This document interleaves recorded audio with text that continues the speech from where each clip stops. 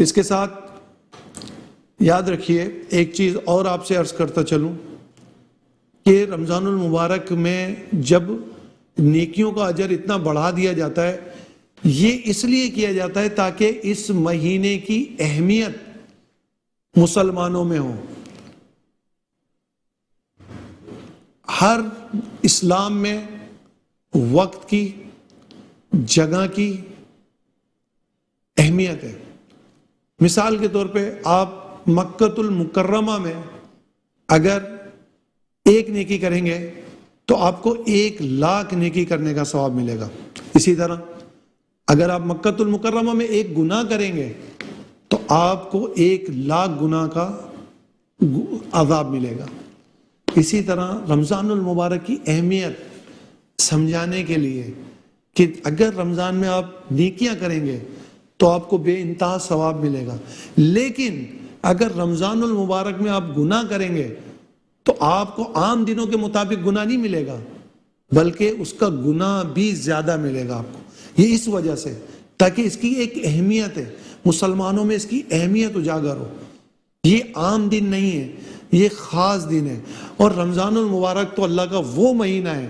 دیکھیں اگر آپ کو 1,00,000 نیکی حاصل کرنی ہے، اگر آپ کو زیادہ نیکیاں حاصل کرنی ہے، زیادہ عبادت پر ثواب حاصل کرنا ہے، تو آپ کیا کریں گے؟ آپ میلوں کا سفر طے کر کے عمرے پہ جائیں گے، مکہ و مدینہ جائیں گے کہ یار وہاں نیکیوں کا ثواب بہت زیادہ ہے، وہاں 1,00,000 ملتا ہے، تو وہاں تو کریں گے نیکیاں تو بہت، ہمیں اتنی مشقت کر کے آپ کو جانا پڑے گا۔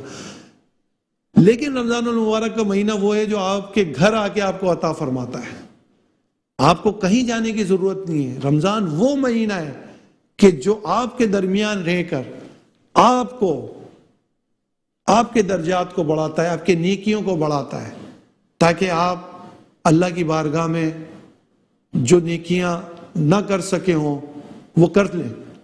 اور اس میں جو سب سے اہم بات ہے وہ میں آج آپ سے عرض کرتا چلوں رمضان المبارک کے حوالے سے، کہ عموماً لوگ بغیر شرعی عذر کے روزہ چھوڑ دیتے ہیں۔ تو یاد رکھیے شرعی عذر یہ ہو سکتا ہے کہ بیمار اس قدر ہے کہ اب روزہ نہیں رکھ سکتے، ڈاکٹرز اجازت نہیں دیتے، تو آپ روزہ چھوڑ سکتے ہیں۔ اس کے علاوہ اگر آپ سفر پر ہیں تو آپ روزہ چھوڑ سکتے ہیں۔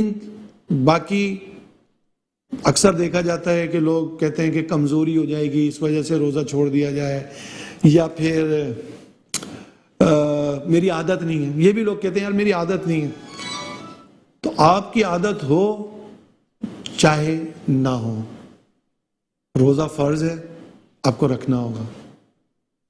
آسان زندگی میں ہم آپ کو بتا رہے ہیں، آپ کو بتائیں گے کہ دیکھیں یہ سارے عمل آسان ہیں، یہ سارے عمل آسان ہیں اگر آپ کریں گے۔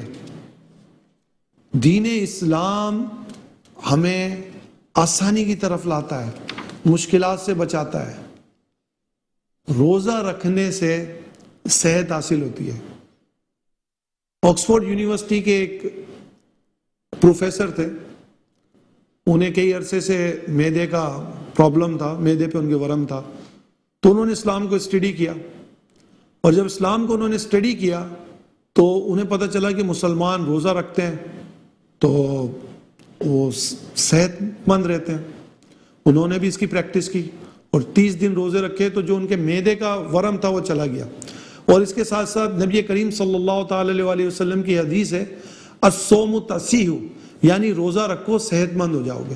تو جن لوگوں کا یہ خیال ہے کہ روزہ رکھیں گے بیمار ہو جائیں گے، یا جو لوگ سمجھتے ہیں روزہ رکھیں گے کمزور ہو جائیں گے، تو اس نبی کریم صلی اللہ تعالی علیہ وسلم کے اس فرمان کو یاد رکھیے، الصوم تصیح، روزہ رکھو صحت مند ہو جاؤ گے۔ تو روزہ رکھنے سے بندہ صحت مند ہوتا ہے، بیمار نہیں ہوتا۔ یہ اس کے علاوہ جو ایک اور عرض آپ سے کرنی تھی رمضان المبارک کے حوالے سے، کہ جب رمضان المبارک قرآن کریم کے نزول کا مہینہ ہے، یعنی قرآن کریم اس مہینے میں نازل ہوا ہے، قرآن کریم کی تلاوت فرمائیے۔ عام دنوں میں تو میں نے، آپ کا بھی تجربہ ہوگا اور میں نے بھی دیکھا ہے کہ لوگ رمضان المبارک میں بالخصوص مساجد میں یا گھر میں تلاوت کرتے ہیں، ایک قرآن پڑھتے ہیں۔ تو میں ان لوگوں سے درخواست کروں گا کہ آپ قرآن کریم کی تلاوت ضرور کریں، لیکن اس کے ترجمے کو بھی پڑھیں اور اس کی تفسیر کو بھی پڑھیں اور سمجھیے قرآن رب کا کلام ہے، سمجھیے کہ اللہ تعالیٰ نے ہمیں کہاں کس مقام پر کیا فرمایا ہے۔ اللہ تعالیٰ نے کئی مقامات پر مسلمانوں سے خطاب کیا، یا ایھا الذین آمنوا، کئی مقامات پر انسانوں سے خطاب کیا، یا ایھا الناس۔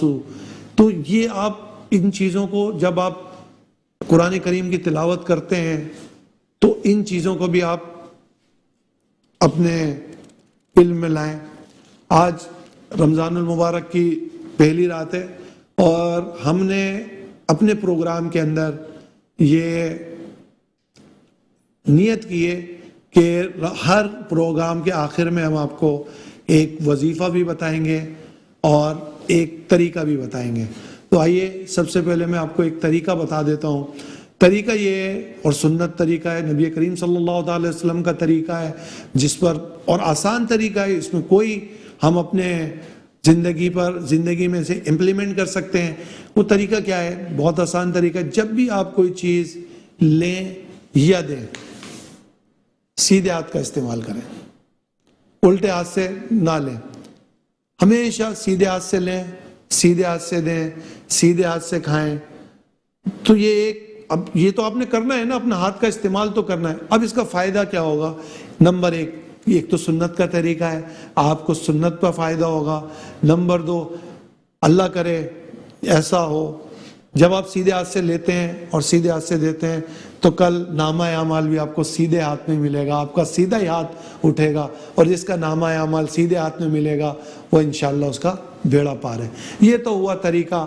آئیے ہم آپ کو بتاتے ہیں اب آج رمضان المبارک کی جو پہلی رات ہے اس کا وظیفہ کیا ہے۔